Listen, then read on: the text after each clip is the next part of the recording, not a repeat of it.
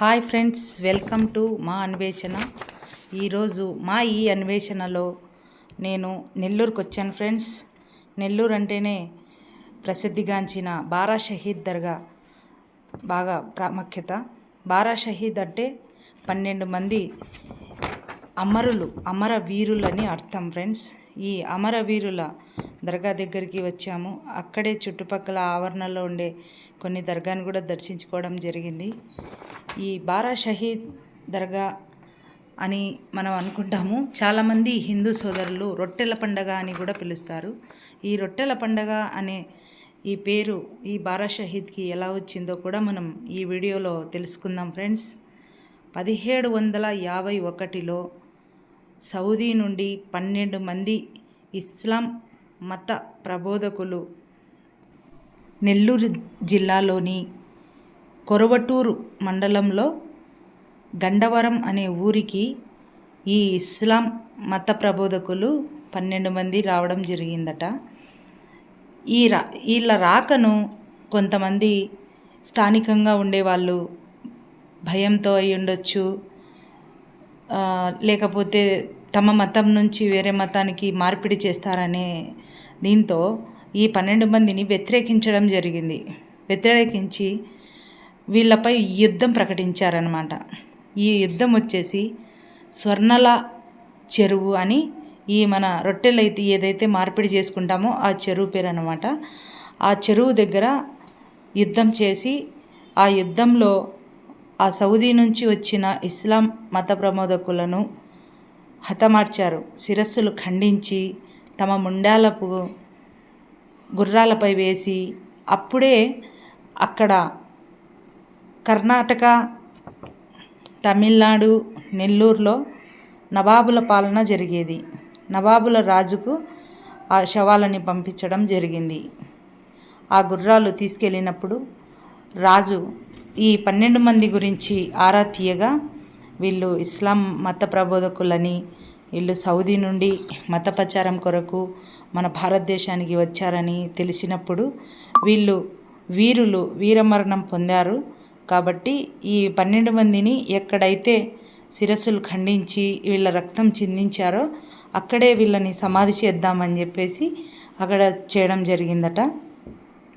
అప్పటి నుంచి అక్కడ అంటే ఈ స్వర్ణాల చెరువు చుట్టుపక్కలంతా కూడా చాలామంది ప్రజలు నివసించేటోరు.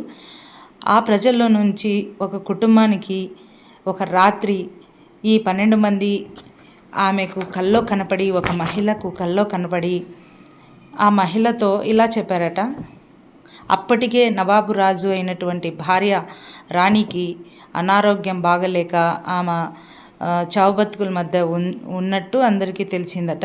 అప్పుడు ఈ మత ప్రబోధకులు ఏదైతే రక్తం చింది వీళ్ళు రక్తాన్ని చిందించి చనిపోయినారో ఆ రక్తపు మట్టిని తీసుకెళ్ళి ఆ రాజు చేతికిచ్చి రాణికి తలపై నుదుటిపై రాయడం వల్ల ఆమెకు ఆ అనారోగ్యం పూర్తిగా వెళ్ళి మంచి ఆరోగ్యం వస్తుంది, తొందరగా కోలుకుంటుందని కల్లో వచ్చి చెప్పడం వల్ల ఈ ఏదైతే మహిళ కల్లోకి వచ్చారో ఈ మహిళ వెళ్ళి అక్కడ రాజుతో ఈ విషయం చెప్పగా ఎక్కడెక్కడి నుంచో ఎన్నో వైద్యులను తెప్పించి మంచి మంచి వైద్యం ఇప్పించినా కానీ పోనీ ఈ నయం కానీ రోగాన్ని మట్టితో నయం చేయడం ఎలా అని అయినా ఏదేమైనా ఒకసారి మనం చేసి చూద్దామని చెప్పేసి చేశారట.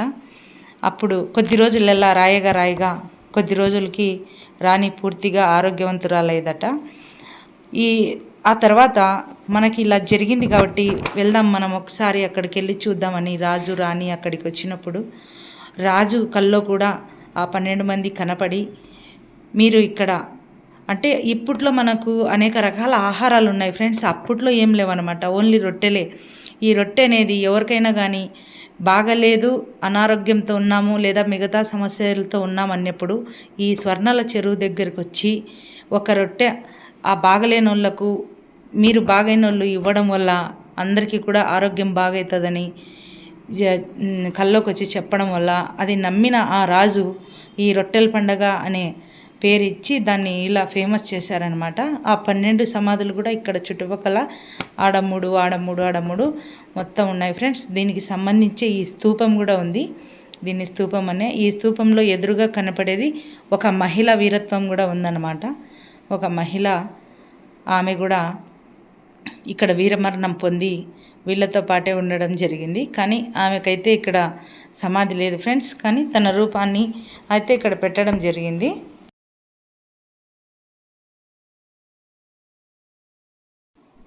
ఇప్పటికీ కూడా ఈ స్వర్ణాల చెరువు దగ్గర రొట్టెల పండుగ ప్రతి సంవత్సరం 5 రోజులు జరుగుతుంది ఫ్రెండ్స్. మొహరం లాస్ట్ రోజు 10వ రోజు నుంచి 15వ రోజు వరకు జరుగుతుంది. ఈ రొట్టెల పండుగ, రొట్టెల మార్పిడికి కోట్ల మంది వస్తారు ఫ్రెండ్స్. 1 కోటి మందికి ఏమాత్రం తగ్గకుండా ఆ పైనే జనాలు వస్తారని ఇక్కడ ఉండే అర్చకులు చెప్తున్నారు. 1 కోటి మంది వస్తారు. మంచి సౌకర్యంతో ఉంది. ఇంకా కొన్ని సౌకర్యాలు కావాలి, కాకపోతే ఇక్కడ ఇది గుర్తింపుగా లేదు కాబట్టి ఎక్కువ శాతము దీనికి అభివృద్ధి అనేది చాలా తక్కువ ఉండదనేది కూడా ఇక్కడ చెప్పడం జరుగుతుంది. ఈ అభివృద్ధి కొరకు కోటంరెడ్డి అనే వ్యక్తి తన సొంత ఖర్చులతో 1 కోటి రూపాయలతో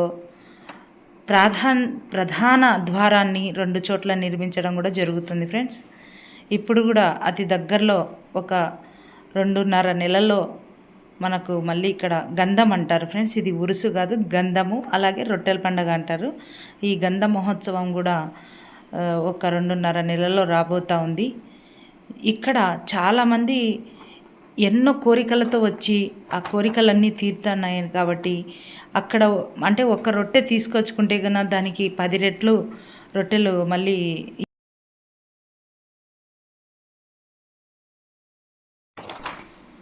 10 రెట్లు మళ్ళీ 10 మందికి రొట్టెలు పంచడం జరుగుతుంది ఫ్రెండ్స్. ఇక్కడ వచ్చేసి ఆరోగ్య రొట్టె, సౌభాగ్య రొట్టె, అప్పు తీరే రొట్టె, మంచి బిజినెస్ జరిగే రొట్టె, పెళ్లి రొట్టె, పిల్లల రొట్టె, పిల్లలలో కూడా మగ పిల్లల రొట్టె, ఇలా అనేక